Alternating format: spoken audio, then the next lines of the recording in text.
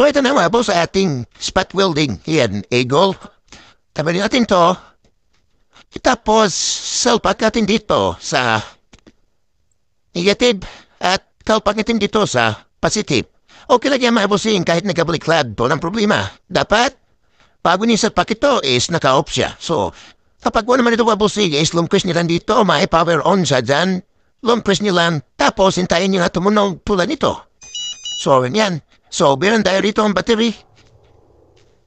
Yan. Saka yung isa. Oh, diba?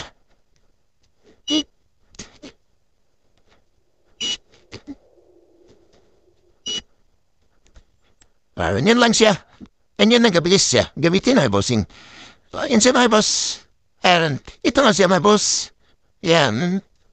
Saka may charger na yan kasama. So, may tabing